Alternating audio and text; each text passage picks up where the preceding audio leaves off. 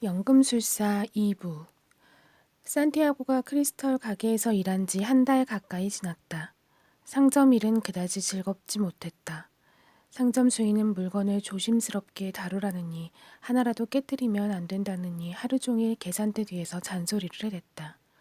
그럼에도 산티아고는 그곳을 떠나지 않았다. 상점 주인은 까다로운 늙은이이긴 했지만 적어도 셈이 흐릿한 사람은 아니었다. 산티아고는 그릇 하나를 팔 때마다 적지 않은 판매 수당을 받았고 조금씩 돈을 모을 수 있었다. 오늘 아침에 계산해 보니 지금처럼 일한다면 양들을 다시 되사는데 1년이면 될 것 같았다. 바깥에도 진열대를 하나 만들었으면 합니다. 그렇게 하면 저 아래 언덕 밑을 지나가는 사람들의 시선을 끌 수 있을 거예요. 산티아고가 상점 주인에게 말했다. 그런 건 지금까지 한 번도 만든 적이 없다네. 밖에 그릇을 진열했다가 지나가던 사람들이 건드리라고 하면 그릇이 깨지기밖에 더 하겠나? 제가 양들과 함께 초원을 돌아다닐 땐 양들이 뱀에 물려 희생되는 일도 있었습니다. 하지만 그런 위험은 양과 양치기들에겐 삶의 일부뿐이지요. 마침 주인은 그릇을 사려는 손님과 흥정 중이었다. 크리스털 그릇은 그 어느 때보다도 잘 팔리고 있었다. 마치 시간이 거꾸로 흘러 탕헤르의 가장 번화한 시절로 되돌아간 것 같았다. 손님이 점점 더 많아지고 있네. 손님이 나간 후 주인이 말했다. 지금 버는 돈으로도 나는 더 잘 살 수 있고 자네도 시간이 지나면 다시 양을 살 수 있을 텐데 무얼 더 바라나? 우린 표지를 쫓아야 합니다. 산티아고는 무심코 대답했다. 그러나 상점 주인은 한 번도 왕을 만나본 적이 없지 않은가. 괜한 말을 한 것 같았다. 그걸 은혜의 섭리라고 부르지. 바로 초심자의 행운이라는 거야. 그런 행운이 따르는 건 자네의 삶이 자네가 자아의 신화를 이루며 살아가길 원하기 때문일세. 늙은 왕의 말이 떠올랐다. 하지만 산티아고의 추측과 달리 상점 주인은 점원의 말을 충분히 알아듣고 있었다. 청년이 그의 가게에 나타난 것부터가 이미 하나의 표지였고 금고에 돈이 늘어가면서 상점 주인은 이 스페인 친구를 고용한 걸 아주 잘한 일이라고 생각하고 있었다. 산티아고는 생각보다 훨씬 일을 잘하고 돈을 잘 벌어주고 있었다. 사실 후한 판매 수당을 제시했던 것도 이렇게 장사가 잘 되리라고는 전혀 생각지 못했기 때문이었다. 그러나 그는 얼마 안 있어 다시 양치기로 돌아갈 것 같았다. 그런데 자네는 무엇 때문에 피라미드를 찾아가려는 건가? 진열대에 관한 화제도 돌려볼 겸 상점 주인이 물었다. 사람들이 늘 그곳에 대해 말하기 때문이에요. 산티아고는 자신의 꿈에 대한 이야기는 피하며 대답했다. 보물이란 이제 그에게 가슴 아픈 추억일 뿐이어서 가능하면 생각하고 싶지 않았다. 단지 피라미드를 보겠다는 이유 하나만으로 사막을 건너려고 하는 사람은 이곳에서 본 적이 없네. 피라미드는 그저 수많은 돌들을 쌓아놓은 돌무더기일 뿐이야. 자네도 자네 정원에 피라미드를 만들 수 있다네. 하긴 아저씨는 한 번도 여행하는 꿈을 가져보지 못했을 테니까요. 가게 안으로 들어오는 손님을 맞이하며 산티아고가 말했다. 이틀 후에 상점 주인은 진열대 문제를 다시 꺼냈다. 나는 변화를 별로 좋아하지 않아. 자네나 나나 핫산 같은 부유한 상인은 아니니 말이야. 핫산이라면 무리한 지출을 한다 해도 별로 큰 해가 될 건 없지. 하지만 우리 같은 사람들은 한 번 실수를 하면 매일 그 실수에 눌려 살아야 한단 말이야.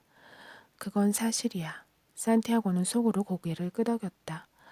진열대를 만들었으면 하는 진짜 이유가 뭔가? 상점 주인이 물었다. 제 양들을 더 빨리 되찾기 위해서입니다. 기회가 가까이 오면 우리는 그걸 이용해야 합니다. 기회가 우리를 도우려 할 때 우리도 기회를 도와 할 수 있는 모든 일을 해야 합니다. 그것을 은혜의 섭리라고 하기도 하고 초심자의 행운이라고도 합니다. 늙은 가게 주인은 잠시 가만히 있다가 입을 열었다. 예언자 마호메트께서는 코란을 주시면서 죽는 날까지 우리가 지켜야 할 5가지 계율을 부과하셨지. 그중 가장 중요한 건 신은 오직 한 분뿐이라는 거야.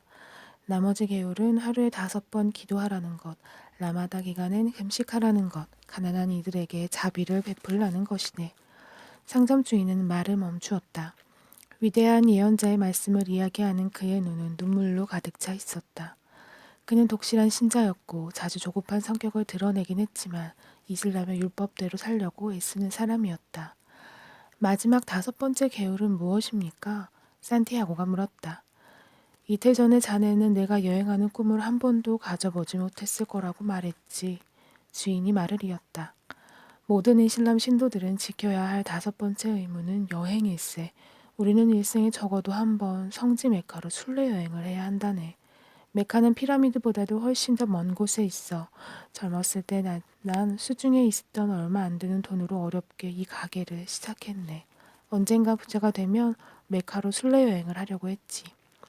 한때 꽤 장사가 잘 됐고 돈을 좀 모으긴 했지만 크리스털 그릇이란 무척 깨지기가 쉬운 거라서 누구에게도 안심하고 가게를 맡길 수 없었어. 그 무렵 이 가게 앞으로는 메카로 가는 많은 순례 행렬이 지나다녔지. 여러 명의 시종과 여러 마리 낙타를 거느린 돈 많은 순례자도 있었지. 하지만 대부분은 가난한 사람들이었어. 모두들 기쁨에 들떠 순례 여행을 다녀오고 집 대문에는 순례 여행의 상징물을 걸어 놓았지. 순례 여행을 다녀온 한 구두 수전장이가 말하길 자기는 거의 1년 동안 사막을 걸어야 했지만 그에 비하면 오히려 가죽을 사기 위해 탕헤르의 골목길을 걸어다니는 일이 더 피곤하다는 거야. 그런데 아저씨는 왜 지금도 메카에 가지 않는 거죠? 산티아고가 물었다. 왜냐하면 내 삶을 유지시켜주는 것이 바로 메카이기 때문이지. 이 모든 똑같은 나날들, 진열대 위에 덩그러니 얹혀있는 저 크리스탈 그릇들, 그리고 초라한 식당에서 먹는 점심과 저녁을 견딜 수 있는 힘이 바로 메카에서 나온다네. 난 내 꿈을 실현하고 나면 살아갈 이유가 없어질까 두려워. 자네는 양이나 피라미드에 대한 꿈을 가지고 있고 그걸 실현하길 원하지. 그런 점에서 자넨 나와 달라. 나는 오직 메카만을 꿈으로 간직하고 싶어.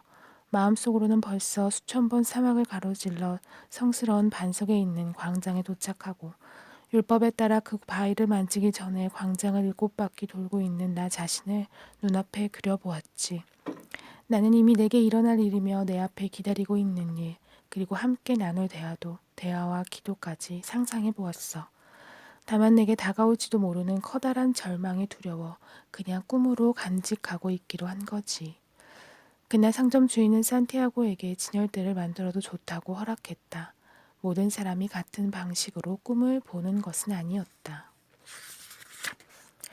2달이 더 지났다. 크리스털 상점의 진열대는 손님을 많이 불러 모았다. 산티아고의 세무로는 앞으로 6개월만 더 일하면 스페인으로 돌아갈 양 60마리를 사고 또 60마리를 더 살 수도 있을 것 같았다. 1년 안에 양떼를 2배로 불릴 자신이 있었다. 아랍인들과의 거래도 가능했다. 아랍어도 구사할 수 있게 되었으니 말이다.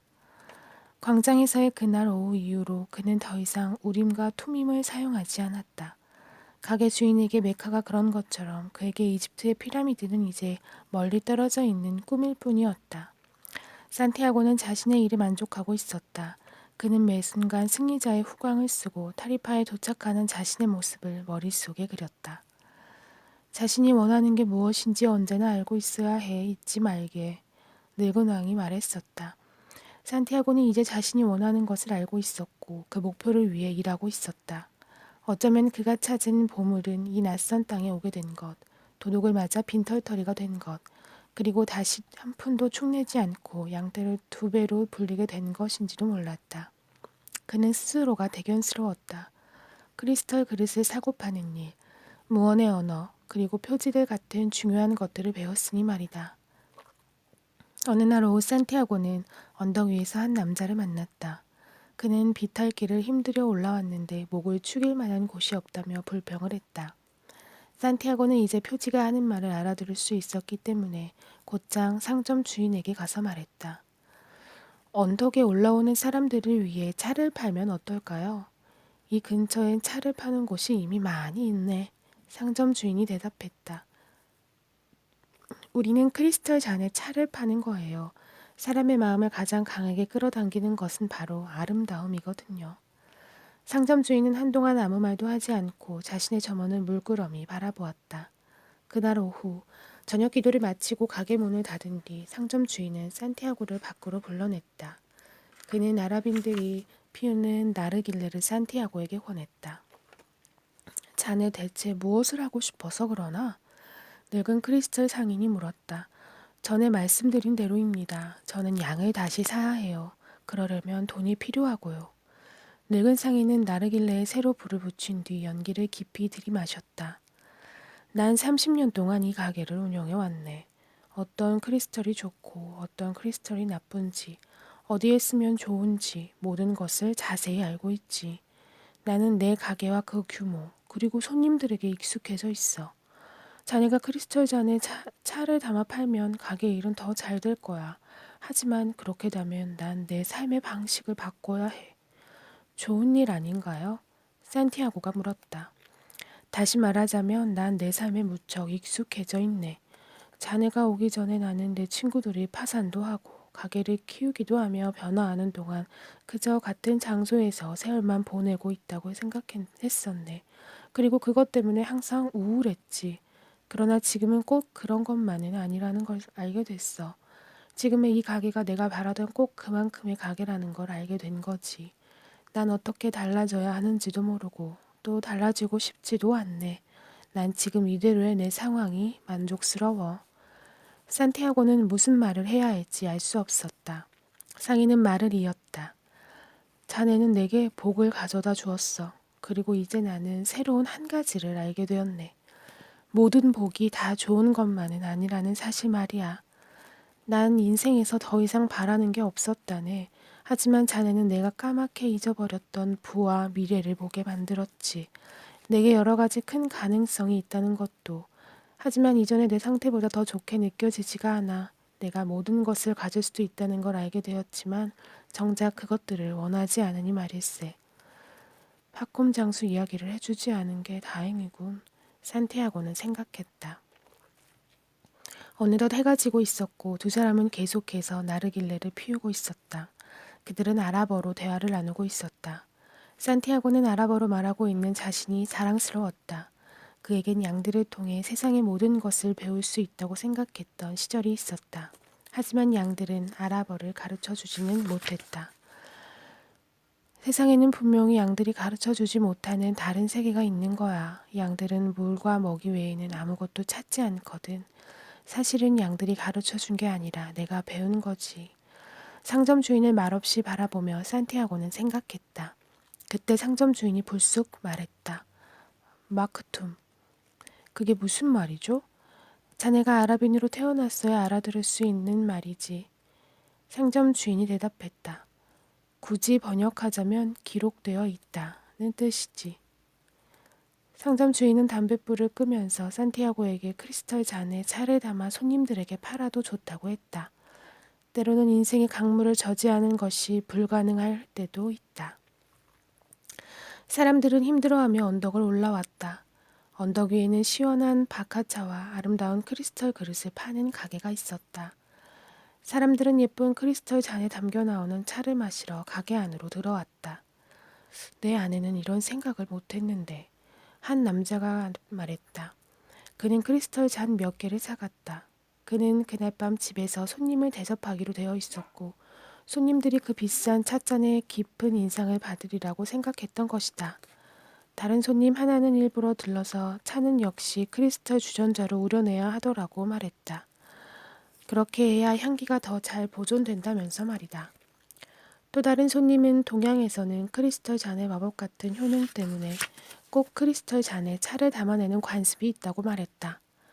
오래지 않아 크리스털 잔에 잠겨 나오는 차에 대한 소문은 멀리 퍼져나갔고 색다른 가게를 구경하려고 사람들이 언덕 위에 몰려들었다. 크리스털 잔에 차를 담아 파는 가게들이 많이 생겨났지만 그 가게들은 언덕 위에 있는 것이 아니어서 언제나 파리만 날렸다. 상점 주인은 점원 2명을 더 채용해야 했다. 크리스털 잔과 엄청난 양의 차를 속속 들여놓았지만 새로운 것에 목말라 있는 사람들 덕택에 팔리는 데는 잠깐이었다. 그렇게 6달이 또 흘렀다. 산티아고는 잠에서 깼다. 아직 동트기 전이었다. 아프리카 대륙에 처음 발을 디딘 지 11달하고 9일이 지난 날이었다. 그는 이날을 위해 특별히 사둔 흰색 아마로짠 아랍옷을 입었다. 머리엔 터번을 두르고 손가락에는 낙타털로 만든 반지를 끼웠다. 그는 새로 산 샌들을 신고 소리 없이 아래층으로 내려왔다. 도시는 아직 잠들어 있었다. 그는 참깨를 뿌린 샌드위치를 먹고 크리스털 잔에 뜨거운 차를 따라 마셨다. 그런 다음 가게 문지방에 앉아 혼자 나르길레를 피우기 시작했다. 그는 아무 생각 없이 사막의 냄새를 싣고 오는 바람 소리만을 들으며 조용히 담배를 피웠다. 담배를 다 피운 후 주머니 안에 손을 집어넣어 무언가를 꺼냈다. 그리고 잠시 동안 그것을 묵묵히 바라보았다. 손에 든 것은 두툼한 돈뭉치였다. 양 120마리를 사고 고향으로 돌아갈 여비를 하고 고향에서 상업 허가증을 살 수 있는 충분한 액수의 돈이었다. 그는 늙은 상점 주인이 잠자리에서 일어나 가게 문을 열 때까지 조용히 기다렸다. 그들은 함께 차를 마셨다. 오늘 떠나겠습니다. 이젠 양을 살 돈이 충분합니다. 아저씨도 메카에 갈 수 있는 충분한 돈을 갖고 계시고요. 늙은 상점 주인은 아무 말도 하지 않았다. 신의 축복이 함께 하시기를 빕니다. 아저씨는 저를 도와주셨습니다. 산티아고는 다시 말했다. 하지만 주인은 조용히 차를 더 끓일 뿐이었다. 시간이 좀 더 흘렀다. 이윽고 상점 주인은 산티아고를 돌아보며 말했다. 난 자네가 자랑스럽네. 자네는 이 크리스털 가게에 생기를 가져다 주었어. 하지만 나는 메카에 가지 않을 거야. 자네도 그걸 잘 알고 있겠지. 자네는 또한 자네가 양을 사지 않을 거라는 것도 알고 있겠지. 누가 그러던가요? 산티아고가 놀라서 소리쳤다. 마크툼. 늙은 크리스털 상인은 짧게 대답했다. 그리고는 산티아고를 축복해 주었다.